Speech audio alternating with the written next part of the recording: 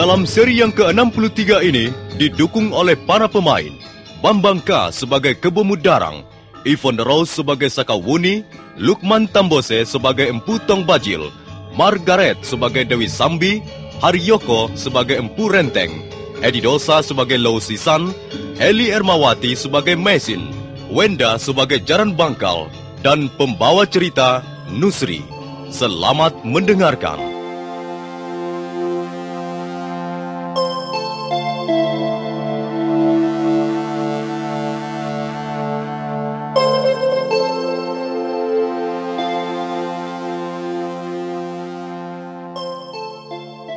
Dewi Sambi, adik seperguruan Empu Tong Bajil, sangat geram melihat tingkah laku gadis aneh yang seenaknya. Dia benar-benar merasa terhina dan diremehkan. Karena itu, dia tidak lagi mengindahkan peringatan Empu Renteng, kawan karibnya sendiri. Gadis edan itu harus kuhajar. Dia rupanya belum kenal siapa Dewi Sambi. Tenang, Sambi. Tidak usah kerusa-kerusu memperlihatkan hawa nafsu. Apa kau membela dia, Renteng? Apa muka dia itu? Sanak familimu? Sambi. Bukan. Dia bukan apa-apaku. Tapi kita semua melihat bahwa gadis gendeng ini mempunyai tingkat kemampuan yang memenuhi syarat untuk memperebutkan kursi 4 besar, Sambi. Tidak. Kalau dia menginginkan kursi 4 besar, dia harus mengalahkan aku lebih dulu. Nah, ini namanya melanggar aturan main yang telah kita sepakati bersama, Sambi. Jangan begitu. Kita ini kelompok pendekar. Harus mau berbuat adil untuk teman-teman sendiri. Renteng, kalau kau belum juga pergi ke tepian sana, salahmu sendiri. Tunggu, Sambi. Kau mau apakan gadis cilik itu, ha? Akan kugilas dengan aji telapak wisa.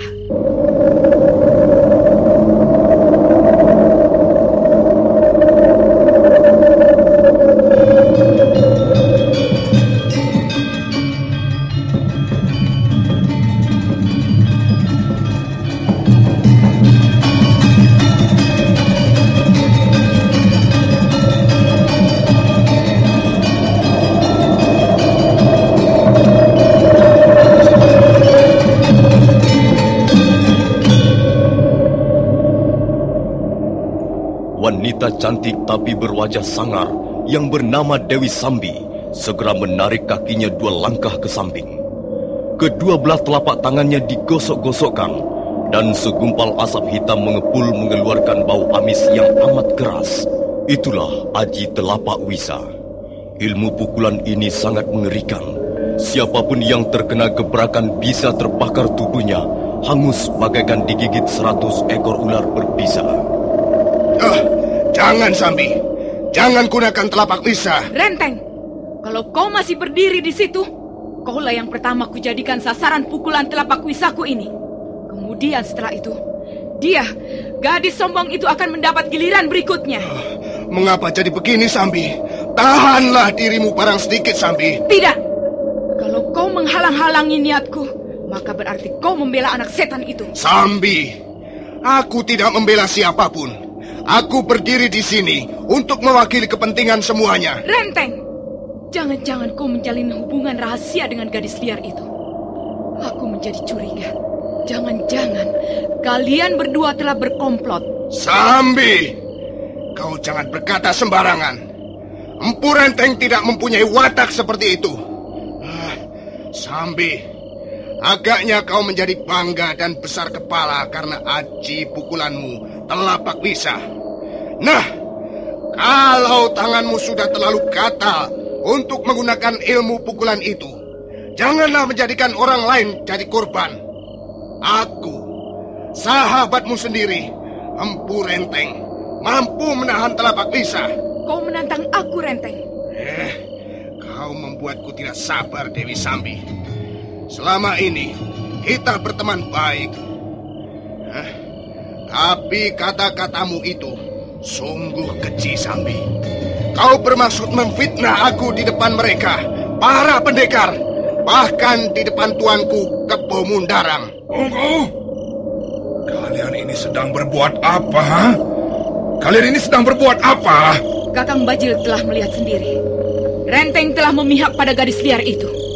Pada orang yang sama sekali belum kita kenal. Apakah kau mendapat kesan bahwa aku telah memihak pada gadis sinting itu, Kakang Bajil? Kita memang belum mengenal dia. Ya, tapi belum tentu dia bermaksud buruk, Kakang. Dan belum tentu dia bermaksud baik pada kita. Maka itu, kita jangan sampai lengah dan akhirnya menjadi tuan rumah yang kecolongan. Hei, gadis Edan, siapa kau ini sebenarnya? Tebak saja sendiri. Siapa kira-kira aku ini, Tuan Bajil? Lancang sekali mulutmu. Ingin ku remas-remas mulutmu yang mungil seperti mulut seekor tikus itu. Kau harus mau mengatakan siapa namamu, dari mana asalmu, siapa gurumu, dan ilmu apa saja yang kau pelajari kalau kau ingin bergabung dengan kami. Siapa namaku? Dari mana asalku? Siapa guruku? Dan ilmu apa saja yang kupelajari? Aduh, rasanya aku tak dapat mengatakan semua itu. Kalau begitu kau datang kemari hanya untuk mengacau. Mungkin kau mata-mata, mungkin penyelundup, mungkin tukang kasak kusuk yang sengaja dikirim kelompok tertentu untuk mengacau rencana kami. Aku tidak mempunyai alasan untuk mengacau rencana kalian.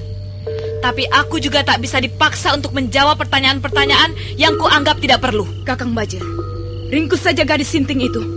Kata-katanya semakin membuat kewibawaan kita merosot. Iya, benar Sambi. Dia memang harus diringkus. Ayo tangkap dia. Kalau Renteng membela, kalian tangkap dua-duanya. Tunggu.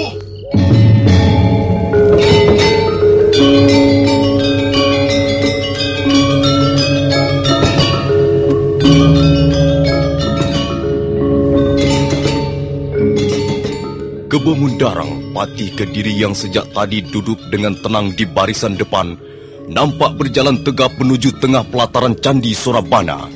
Pedangnya yang besar bergelantungan ketika laki-laki perkasa itu melangkah ke arah Mpu Tong Bajil. Biarlah aku yang menyelesaikan perkara ini, Paman Bajil. Baik, tuanku. Silakan. Gadis cilik, sejak tadi kuperhatikan kau mempunyai tingkah laku dan penampilan serba aneh. Apakah hal ini kau lakukan untuk menutupi siapa dirimu yang sesungguhnya? Aku tidak menutupi siapa diriku. Aku hanya ingin melakukan hal-hal yang kuanggap perlu. Lalu kau mau apa datang kemari? Aku ingin bergabung dengan kelompok pendekar pendukung pemerintah Kediri. Mengapa kau ingin bergabung dengan kami? Apa alasanmu? Aku mempunyai alasan pribadi yang tidak bisa seluruhnya kukatakan pada siapapun. Tapi aku bisa menjelaskan barang sedikit. Supaya kalian tahu, aku ingin bergabung dengan kalian karena aku membenci pemerintahan Singasari.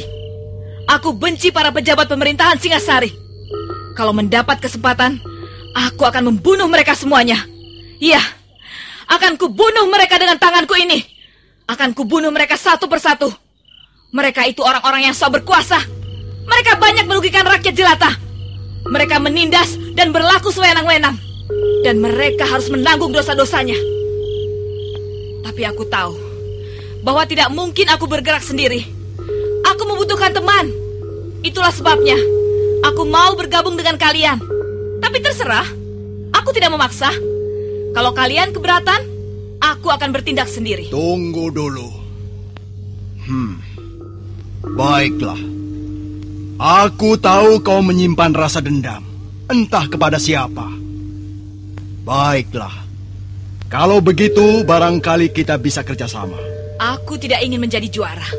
Kemampuan yang kumiliki sekarang ini hanya akan kupergunakan untuk membalas rasa sakit di hatiku. Bagus. Pemerintah Singasari memang brengsek. Dan sekarang ini, kaki tangan Kertanegara masih banyak berkeliaran di mana-mana.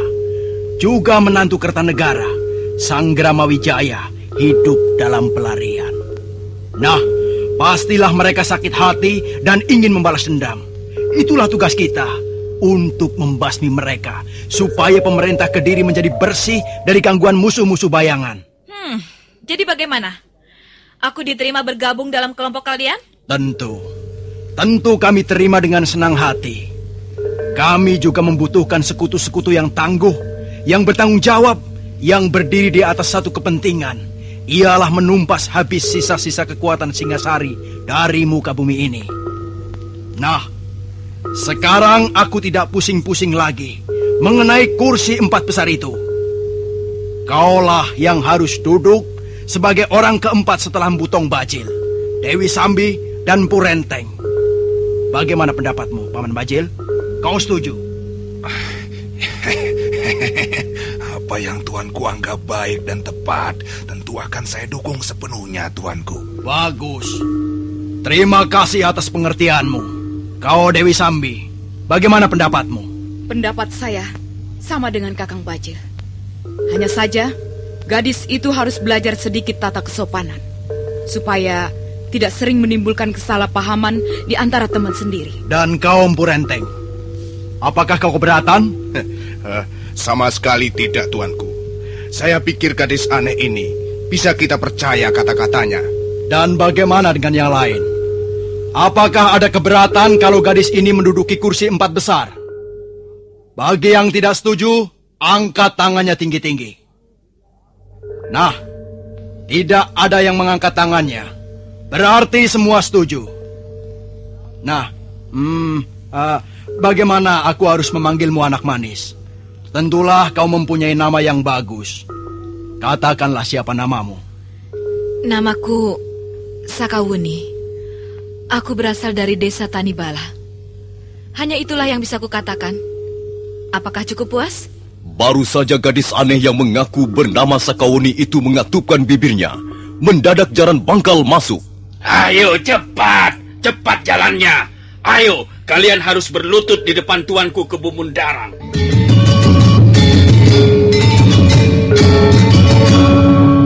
Hai, siapa mereka yang kau bawa-bawa ini, jaran bangkal? Mereka kami tangkap ketika sedang mengintip jalannya pertandingan dari atas bukit itu, Kakang Bajil. Kurang ajar. Rupanya banyak tamu-tamu yang datang dengan maksud yang kurang baik, tuanku. Tenanglah. Biar aku yang akan memeriksa mereka. Kalian sepertinya bukan penduduk asli daerah ini. Iya, benar. Kami berasal dari negeri yang jauh. Ribuan pal dari pulau ini. Lalu apa maksud kedatangan kalian ke Tanah Japa? Maaf, kami tak bisa mengatakannya. Karena ini merupakan rahasia yang harus kami pegang teguh. Kalian orang suruhan? Kalian mempunyai pimpinan? Tidak, kami tidak disuruh oleh siapapun. Kami datang ke negeri ini semata-mata hanya terbawa oleh nasib. Perahu yang kami tumpangi diserang badai dan kami terdampar di pantai Tuban. Mustahil kalian mengintip pertemuan kami kalau kalian tidak punya maksud-maksud tertentu. Aku dan istriku hanya sekedar mampir di tempat ini. Mana tujuan kalian yang semestinya? Maaf, kami tak bisa mengatakannya. Kami hanya ingin mencari suatu desa, walaupun kami belum tahu pasti apa yang bisa kami lakukan di sana. Kami ini seperti kapas tertiup angin.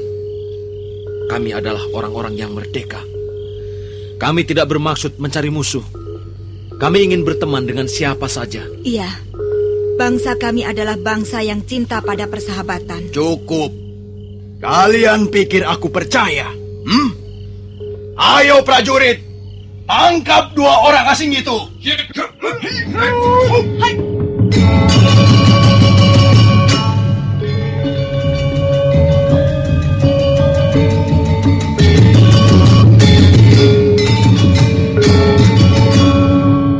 Tunggu. Mengapa kami harus ditangkap? Iya, apa kesalahan kami? Kalian telah mengintip pertemuan penting di bulan purnama ini. Dan itu berarti kalian menyembunyikan maksud-maksud yang tidak baik. Bukankah suamiku sudah mengatakan bahwa kami tidak bermaksud buruk? Kami tidak mencari musuh. Kedatangan kami di tempat ini tanpa tujuan apa-apa. Kami hanya sekedar singgah. Kalau kalian keberatan, baiklah. Kami akan pergi.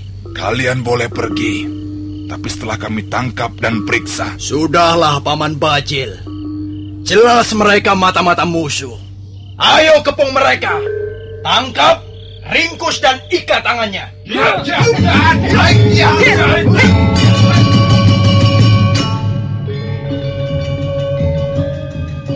Pendekar Lo dan Mesin terpaksa mengadakan perlawanan sengit ketika 12 orang prajurit maju serentak. Tapi perlawanan itu hampir tak banyak artinya karena jumlah lawan mereka cukup besar. Oh, cepat ambil pedangmu loh. Kalau tidak, kita bisa mati konyol. Iya, baiklah. Hati-hati, kau jangan jauh-jauh dariku, Mesin.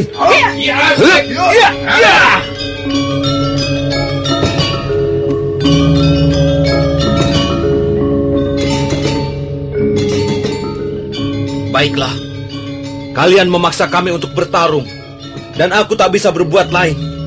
Kami harus membela diri demi keselamatan kami. Selesai berkata, pendekar Lo segera meraba gagang pedang naga puspa.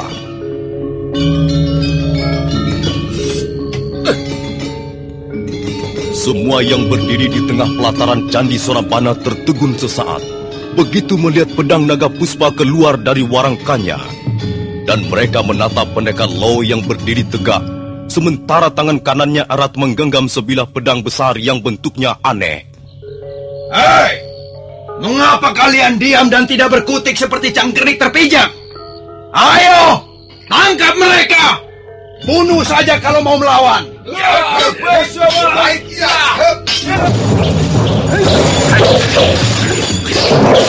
Pendekar Lo mengamuk. Pedang naga puspa bergetar di tangannya, dan beberapa orang prajurit telah roboh bersimbah darah segar. Gelanggang pertandingan menjadi hingar-bingar. Potongan senjata bertebaran di pelataran candi. Wajah Kebo Mundarang merah padam melihat prajurit-prajuritnya roboh seperti batang pisang ditebang, seperti daun dipangkas ujung-ujungnya.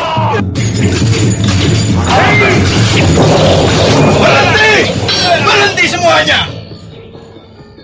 Hai orang asing, kalau kalian terus melawan, berarti kalian menentang pemerintah Kediri. Sebenarnya kami tak menginginkan pertumpahan darah seperti ini. Tapi Tuan dan prajurit-prajurit Tuanlah yang memaksa kami. Jadi kalian tetap akan melawan? Kami tak mau ditangkap tanpa kesalahan. Kalau kalian tertangkap, kalian akan dihukum picis di tengah-tengah alun-alun Kediri. Tubuh kalian akan disayat-sayat dengan pisau dan dikucuri air garam. Kalian akhirnya pasti akan mati dengan penuh penderitaan dan kesakitan. Tapi kalau kalian mau menyerahkan diri secara baik-baik, barangkali pemerintah Kediri akan mempertimbangkan lagi.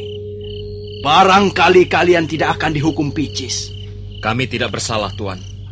Karena itu kami tidak pantas dihukum. Kami bersedia mati demi membela kebenaran dan harga diri kami. Hai, dengar. Bukalah matamu lebar-lebar. Kalian sudah membunuh 8 orang prajurit Kediri. Dan kesalahan seperti itu harus ditebus dengan nyawa. Kami terpaksa membunuh mereka. Tuan sendiri melihat bahwa kami terpaksa, bukan? Sebab kalau tidak, merekalah yang akan membantai kami berdua di tempat ini. Kebo Mundarang nampak sangat marah. Dia hampir saja mengangkat tangannya untuk memberi aba, tapi mendadak Emputong Bajil melompat ke depannya. Hop! Maaf Tuan Kebo Mundarang, agaknya 2 orang asing ini ingin pamer kepandaian dan keberanian. Biarlah saya yang menangkap mereka. Sambi, coba lemparkan tongkat pencabut roh padaku. Baik, Kakang. Ini, terimalah. Hup!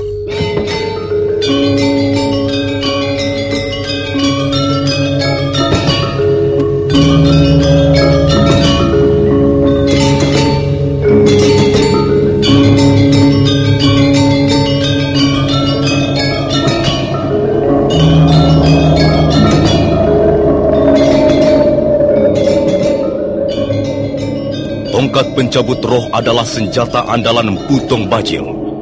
Tongkat itu bentuknya melilit-lilit seperti seekor ular dan bagian ujung dipasang logam yang menyerupai mata tombak. Kini tongkat pencabut roh itu sudah tergenggam di tangan pemiliknya. Nah, para pendengar sekalian, bagaimana kisah selanjutnya? Apakah akhirnya pendekar Lo dan istrinya bisa ditangkap dan dihukum picis di alun-alun Kediri?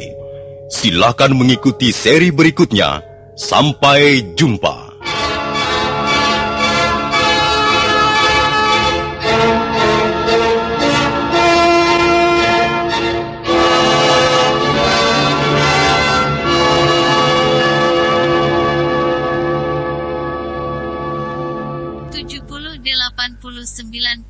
Kenangan Masa Lalu Channel.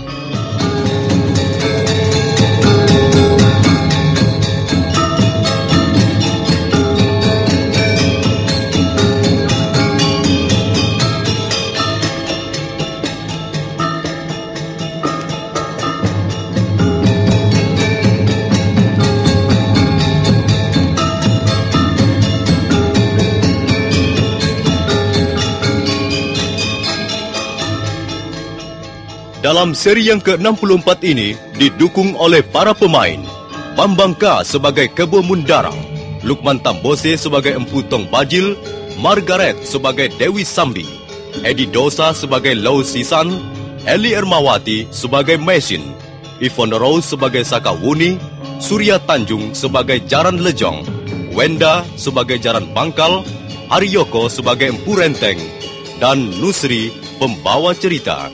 Selamat mendengarkan.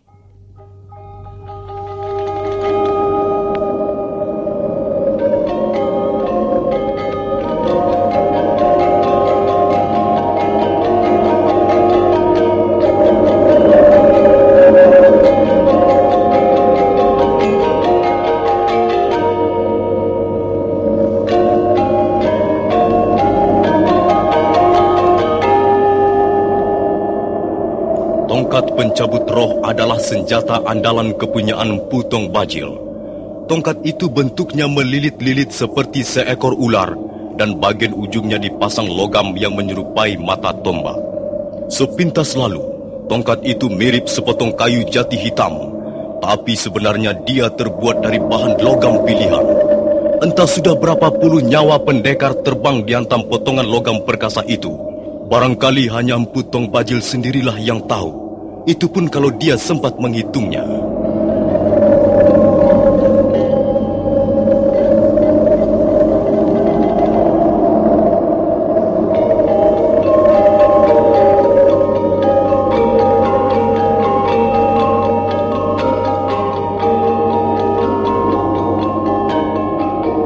Biarlah saya yang mengajar dua orang asing itu, tuanku. Baiklah, tunjukkan kemahiranmu, Paman Bajil. Tapi maaf, Tuan Kebo Mundarang.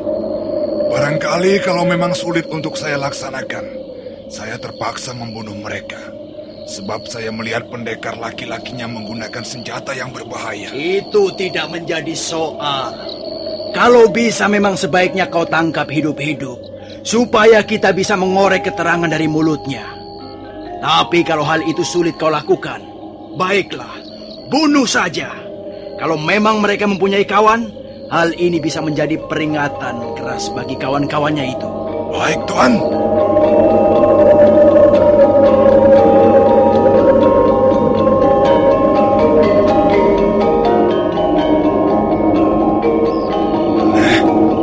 Mari pendekar asing, mari kita mengadu kekuatan senjata.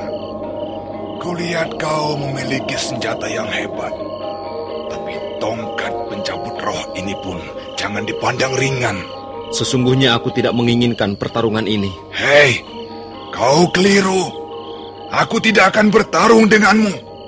Aku hendak menangkap kalian berdua untuk diserahkan pada pemerintah Kediri. Jangan salah paham, pendekar asing. Baiklah, kami akan tetap pada pendirian kami.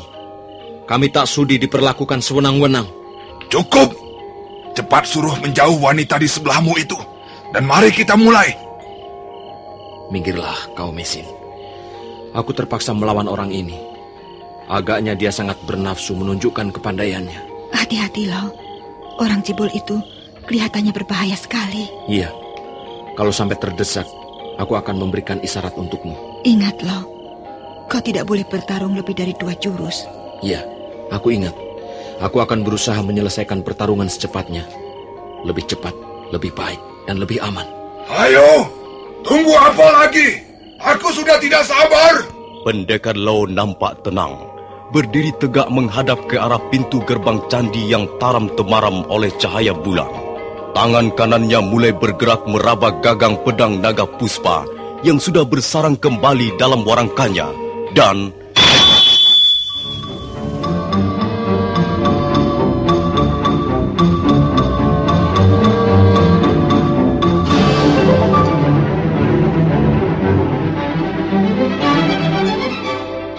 Empu Tong Bajil melompat selangkah ke belakang. Begitu melihat pedang naga puspa kembali keluar dari warangkanya, mulutnya terbuka keheranan. Senjata apa yang digunakan orang itu? Bentuknya aneh dan ukurannya besar sekali. Tadi kulihat senjata itu membabat habis pedang dan tombak prajurit-prajurit Kediri. Aku harus benar-benar waspada. Nah, aku sudah siap. Silahkan Tuan mulai. Bagus, bagus. Tahanlah seranganku yang pertama. Hijit!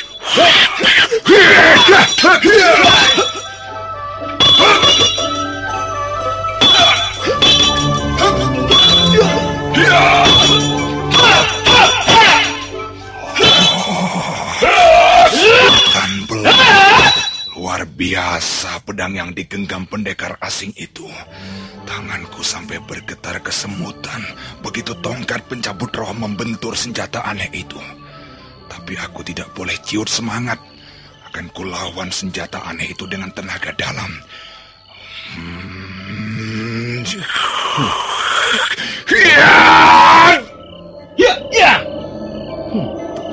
Orang cebol itu nampaknya berkepandaian tinggi. Dia sedang mempersiapkan tenaga dalamnya untuk melawan pedang naga puspa ini. Nah, tahanlah seranganku ini orang asing.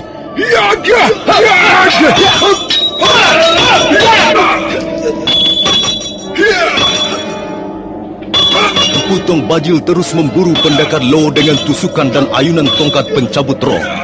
Pendekar Lo hampir saja tak mempunyai kesempatan untuk membendung serangan-serangan gencar lawannya. Mendadak terasa sesuatu bergolak dalam tubuh pedang naga puspa.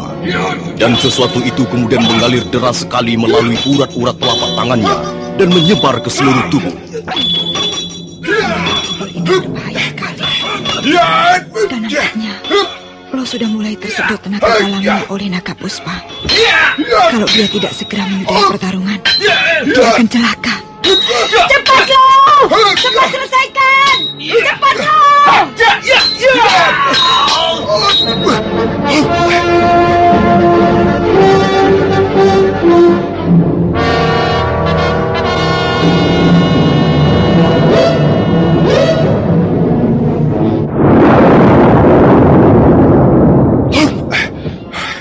Kurang ajar. Orang itu memakai pedang iblis. Tongkat pencabut rohku sampai rengat di bagian ujungnya. Akan kubunuh orang itu. Akan kubunuh dengan aji segara geni. Sambi! Ya, Kakang! Bawa tongkatku ini! Hup! Hai orang asing, jangan dulu kau keburu berbangga hati karena mempunyai senjata yang ampuh. Jangan sebut diriku Empu Tong Bajil kalau sampai aku tidak mampu membinasakan kalian.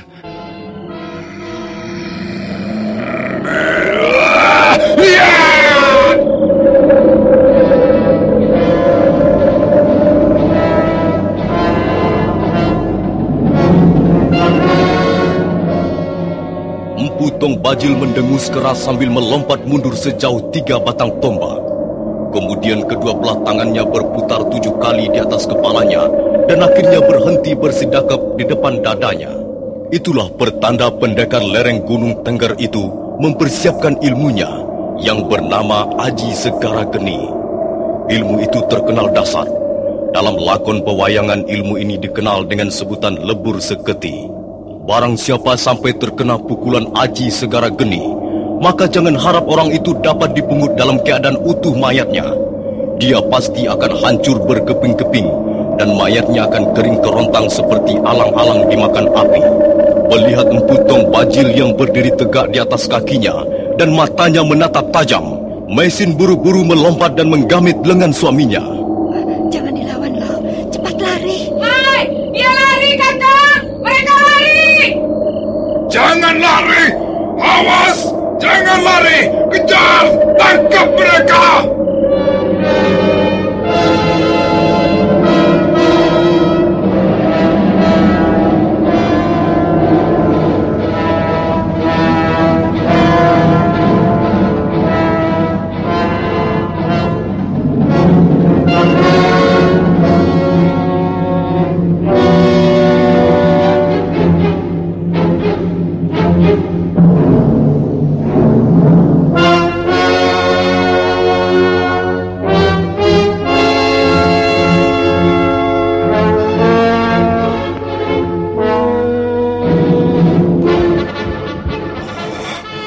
Kalian tidak becus.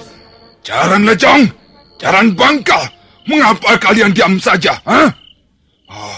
Maafkan Tuan Kebo Mundarang. Ini kesalahan saya. Seharusnya saya lebih cepat bertindak. Ya, memang sayang sekali. Mengapa mereka bisa kabur begitu saja? Jumlah kita banyak, dan tempat ini dijaga ketat. Tapi semua gagal menangkap 2 orang asing itu. Maafkan kami, Tuan Kebo Mundarang. Kami berjanji akan menebus kesalahan dan keteledoran kami. 2 orang asing itu pasti akan dapat kami ringkus dan kami serahkan ke tangan Tuan Kebo Mundarang. Ya, persoalan kedua orang asing itu kuserahkan pada Paman Bajil. Tapi tunggu. Barangkali kau bisa membantu kami, Sakawuni. Membantu bagaimana, Tuan? Apakah Tuan akan menugaskan saya untuk memburu 2 orang asing itu? Apakah kau keberatan, anak manis? Sama sekali tidak. Tapi tugas ini cukup berat. Kalau salah perhitungan, kita sendiri yang akan mampus. Karena itu, kalau Tuan menugaskan saya minta beberapa orang untuk membantu perburuan ini. Itu soal kecil. Berapa orang prajurit kau butuhkan? Saya tidak membutuhkan prajurit. Saya butuh Jaran Lejong dan Jaran Bangkal untuk menemani saya di perjalanan. Tapi apa, Jaran Lejong? Kau harus menurut. Ingat, Tuan Kebo Mundarang sudah mengangkat Sakawuni sebagai salah seorang di antara 4 besar. Apa kau keberatan, Jaran Lejong? Tidak, Tuan. Tapi biasanya saya bertugas mengawal Tuan Empu Tong Bajil. Kali ini kau tidak usah mengiringi aku. Kau temani saja gadis itu di jalan. Nah, pertemuan ini rasanya sudah tidak bisa kita teruskan lagi. Karena itu, aku bubarkan saja. Aku akan kembali ke Kediri besok pagi. Dan mengenai 2 orang asing itu, kuserahkan pada Paman Bajil dan kawan-kawannya.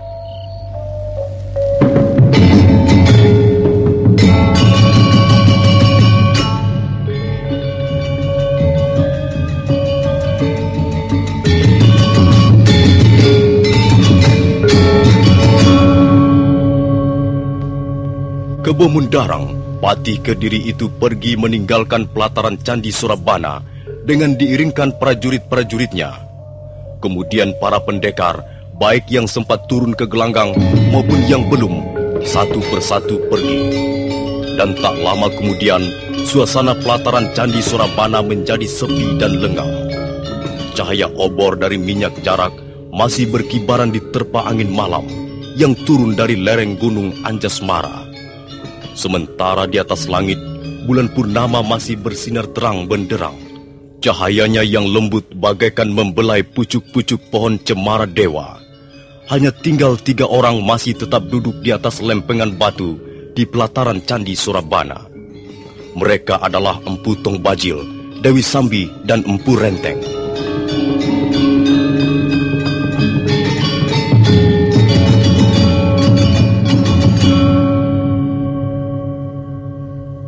Mengapa kau belum pergi juga, Di Renteng? Aku masih berpikir-pikir. Hendak pergi kemana sekarang ini, Kakang? Mengapa kau tidak segera menyusul gadis liar yang bernama Sakawuni itu? Sambi, rupanya masih ada ganjalan di hatimu, Dewi Sambi. Lupakan soal itu. Kehadiran Sakawuni tidak akan mengganggu kita.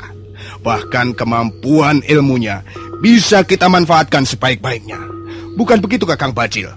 Ya, yang mengganggu hatiku sekarang justru pertemuan kita yang gagal. Semua rencana berantakan gara-gara pendekar asing itu. Dia tidak akan bisa meloloskan diri, Kakang. Mereka pasti akan tertangkap juga akhirnya. Ya, mereka harus ditangkap, hidup atau mati. Aku malu sekali pada Tuan Kebo Mundarang. Baiklah, Kakang. Aku akan mencari mereka. Kemana akan kau cari mereka? Aku kira mereka belum lari terlalu jauh. Dewi Sambi masih akan melanjutkan bicaranya. Tapi Empu Renteng sudah keburu melompat ke dalam gelapnya rimbunan pohon-pohon liar. Aku harus mendapatkannya. Harus! Apa, Kakang Bajil? Kubilang aku harus mendapatkannya. Aku harus bisa merebutnya dari tangan pendekar asing itu. Merebut apa? Pedang! Pedang yang sosoknya aneh dan menyeramkan itu harus bisa kurebut dari tangannya. Harus! Oh, luar biasa senjata itu. Dari mana pendekar asing itu mendapatkannya? Pedang itu memang luar biasa sekali, Kakang. Bahan apa yang digunakan untuk membuatnya? Sepertinya batu-batuan gunung pun akan dapat dihancurkan olehnya. Kalau aku bisa memperoleh pedang itu, Sambi, aku akan menjadi yang paling tinggi. Mungkin lebih tinggi dari bulan yang berenang di atas langit itu.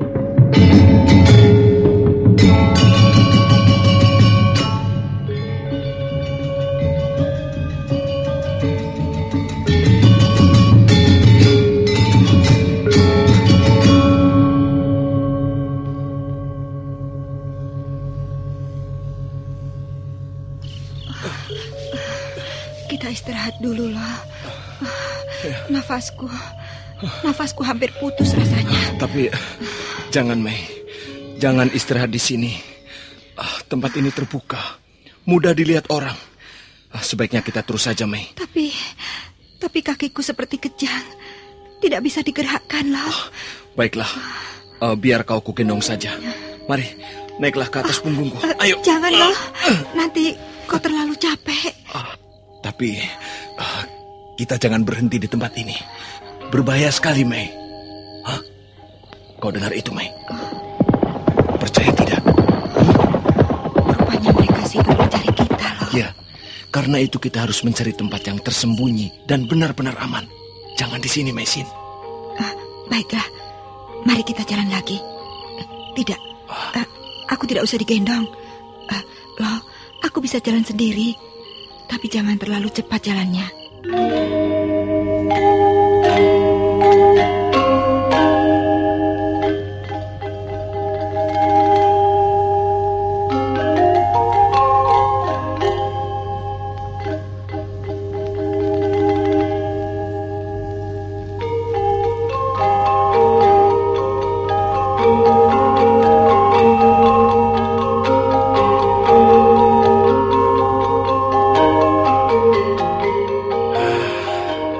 Rasanya di sini lebih aman. Mungkin inilah yang disebut Candi Tiga Wangi, loh. Ya, mungkin. Candi ini sudah banyak yang rusak. Arcanya banyak yang sudah tidak utuh lagi. Candi ini lebih mirip kuburan tua yang sudah tidak pernah dirawat lagi. Lihat, batu-batunya banyak lumutnya dan ditumbuhi tanaman-tanaman liar. Sepertinya tempat ini tak pernah dijamah manusia lagi. Hawanya dingin sekali. Dingin dan menyeramkan. Justru tempat seperti inilah yang kita butuhkan. Tempat yang seram sangat cocok untuk orang-orang buronan bersembunyi. Loh. Ada apa, Meisin? Iya, aku tahu. Kau pasti sangat lelah, bukan? Bukan hanya lelah. Aku juga tidak mengerti, loh. Mengapa kita selalu menjadi orang-orang buronan? Mengapa kita selalu menjadi pelarian? Di negeri kita sendiri, orang-orang juga mengejar kita. Mereka mau menangkap dan membunuh kita. Sekarang, di negeri orang pun kita masih juga diburu, dikejar, dan mau dibunuh. Apa sebenarnya yang tidak beres, loh? Di mana sebenarnya letak kekeliruannya? Bukankah kita selalu melakukan hal-hal yang baik, yang tidak bertentangan dengan ajaran budi pekerti luhur? Sudahlah, Meisin. Kita sudah cukup lelah. Jangan kau tambah lagi dengan beban pikiran yang berat-berat, Mei.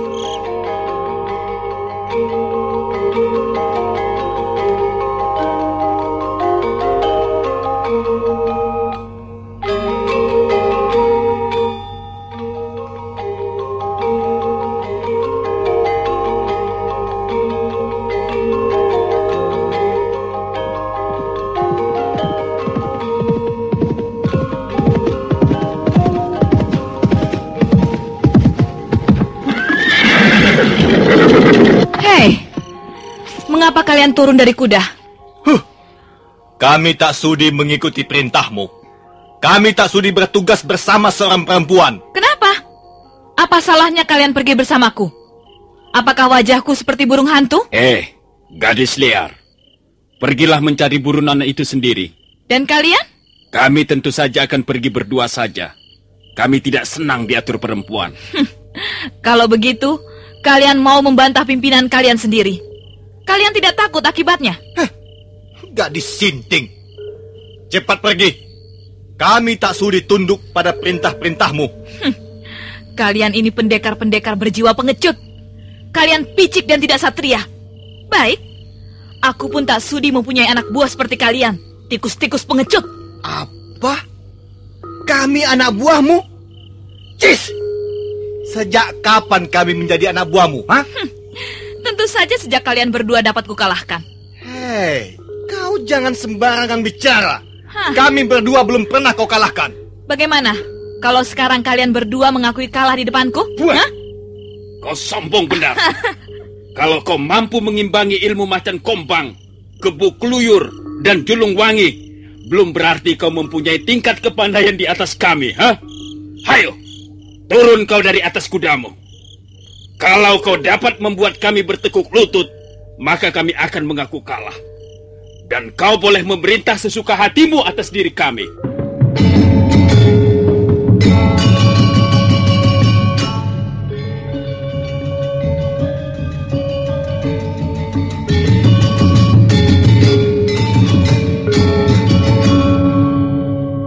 Sakawuni masih sesaat duduk di atas punggung kudanya. Dia hanya tersenyum dingin mendengar tantangan Jaran Bangkal. Kemudian gadis berwajah manis itu turun dari kuda dengan tenang. Sementara itu Jaran Lejong dan Jaran Bangkal telah menunggu dengan kuda-kudanya. Nah, para pendengar sekalian, bagaimana kisah selanjutnya?